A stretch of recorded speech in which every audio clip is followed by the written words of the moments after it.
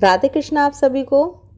भगवान शिव के 12 ज्योतिर्लिंगों में से चौथे लिंग का नाम श्री ओंकारेश्वर है। श्री ओंकारेश्वर ज्योतिर्लिंग मध्य प्रदेश के खंडवा जिले में मांधाता द्वीप पर नर्मदा नदी के तट पर स्थित है। मांधाता द्वीप को शिवपुरी द्वीप के नाम से भी जाना जाता है। ये संपूर्ण द्वीप ओम के आकार में विद्यमान है। हिंदू धर्म में नर्मदा नदी का बहुत ही महत्वपूर्ण स्थान है। उन्हें मां नर्मदा देवी के रूप में पूजा जाता है। यहाँ मां नर्मदा के दोनों तट पर भगवान शिव विराजमान हैं। हिंदू धर्म ग्रंथों में श्री ओमकारेश्वर तीर्थ की महिमा का बहुत ही वर्णन किया गया है। मान्यताओं के अनुसार सभी तीर्थों की यात्रा के पश्चात भी जब तक श्री ओमकारेश्वर जी में जल न अर्पित किया जाए तब तक उन तीर्थ यात्राओं को संपूर्ण फल प्राप्त नहीं होता। यहाँ भगवान शिव का ज्योतिर्लिंग 2 भागों में है, जिन्हें ओंकारेश्वर और ममलेश्वर के रूप में जाना जाता है। भगवान शिव के भक्तों का मानना है कि भगवान भोलेनाथ और माता पार्वती रात में श्री ओंकारेश्वर तीर्थ में ही शयन करते हैं और चौसर खेलते हैं, और यही कारण है कि मंदिर में रात के समय चौसर बिछाकर रखी जाती है। सुबह वो चौसर अस्त व्यस्त मिलती है। बहुत सारे भक्तगण इस मंदिर में विशेष रूप से भगवान शिव के शयन दर्शन करने के लिए आते हैं। श्री ओमकारेश्वर जी के महात्म्य का वर्णन शिव पुराण, वायु पुराण और स्कंद पुराण सहित बहुत सारे धार्मिक ग्रंथों में मिलता है। श्री ओमकारेश्वर जी को ओमकारेश्वर और ओंकारेश्वर के नाम से भी जाना जाता है। श्री ओंकारेश्वर के प्राकट्य की कथा सुनते हैं। सूत जी द्वारा श्री महाकाल ज्योतिर्लिंग की कथा सुनने के बाद ऋषियों ने सूत जी से ओंकार तीर्थ में स्थित परमेश्वर के महान ज्योतिर्लिंग की प्राकट्य कथा सुनने के लिए कहा।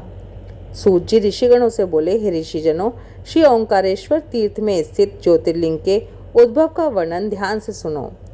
पहले समय में एक समय देवऋषि नारद का विंध्य पर्वत पर आना हुआ। विंध्य पर्वत को विंध्याचल पर्वत के रूप से भी जाना जाता है। देवऋषि नारद के दर्शन कर विंध्य पर्वत ने अनेक प्रकार के आदर सत्कार से उनका स्वागत और उनका अभिनंदन किया। विंध्य के मन में ये अहंकार जन्म ले चुका था कि उनके यहाँ किसी भी प्रकार की किसी भी वस्तु का कोई कमी नहीं है। नारद जी को विंध्य के अभिमान का अनुभव हो गया। उन्होंने एक गहरी सांस ली और मौन खड़े हो गए। इस पर विंध्य ने श्री नारद जी से पूछा, हे मुनिश्रेष्ठ, आपको मेरे स्वागत सत्कार में किसी प्रकार की कमी लगी है? कोई गलती हुई है जो आप इस तरह से प्रतीत हो रहे हैं, बिल्कुल मौन होकर खड़े हुए हैं? विंध्य पर्वत के ऐसा पूछने पर अपना मौन तोड़कर नारद जी ने कहा, हे पर्वतराज, ना ही तुम्हारे आदर सत्कार में कोई कमी हुई है और ना ही तुम्हारे यहाँ किसी वस्तु की कोई अभाव है, लेकिन इतना होते हुए भी मेरू पर्वत तुमसे कहीं अधिक विशाल है, तुमसे ज़्यादा ऊंचा है, जिसके शिखर तक जिसका जो शिखर है वो देवलोक तक पहुंच गया है। ये कहकर देवऋषि नारद विंध्य पर्वत से इस प्रस्थान कर गए। लेकिन देवऋषि के मुख से निकले हुए वचन सुनकर विंध्य का हृदय तो भेद हो गया। वह मन ही मन अपने आप को धिक्कारने लगा और सबसे ऊंचा स्थान पाने के लिए भगवान शिव शंभू की तपस्या करने लगा। विंध्य पर्वत जिस स्थान पर ओमकार की आकृति है, उसी स्थान पर भगवान शिव के पार्थिव शिवलिंग का निर्माण किया और 6 महीने तक निरंतर पूजा अर्चना संपन्न कर एक ही जगह पर दृढ़ होकर कठोर तपस्या की, जिसके फलस्वरूप भोलेनाथ प्रसन्न होकर विंध्य पर्वत के सामने प्रकट हो गए। भगवान शिव अपने अलौकिक रूप में दर्शन देकर विंध्य पर्वत को धन्य कर रहे थे। महादेव शिव शंकर के इस अलौकिक रूप के दर्शन महान ऋषि मुनियों और योगियों के लिए भी बहुत कठिन होते हैं। भगवान शिव के साक्षात दर्शन पाकर विंध्य पर्वत धन्य हो गया। भोलेनाथ ने आनंद पूर्वक उससे वर मांगने के लिए कहा।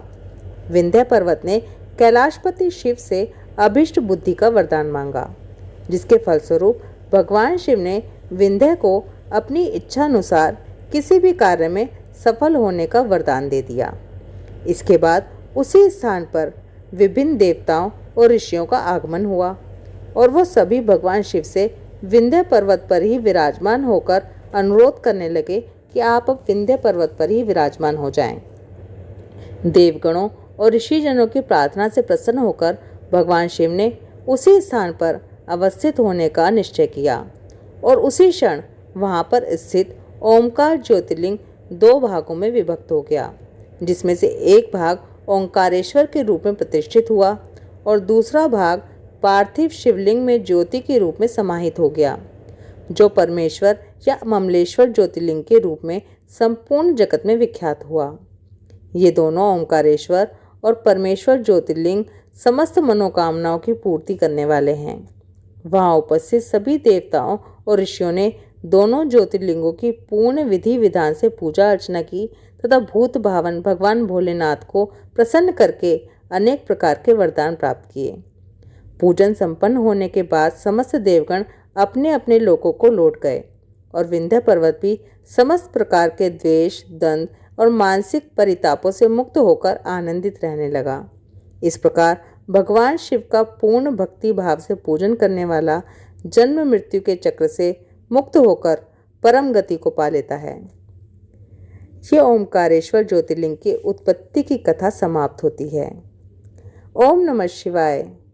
राधे।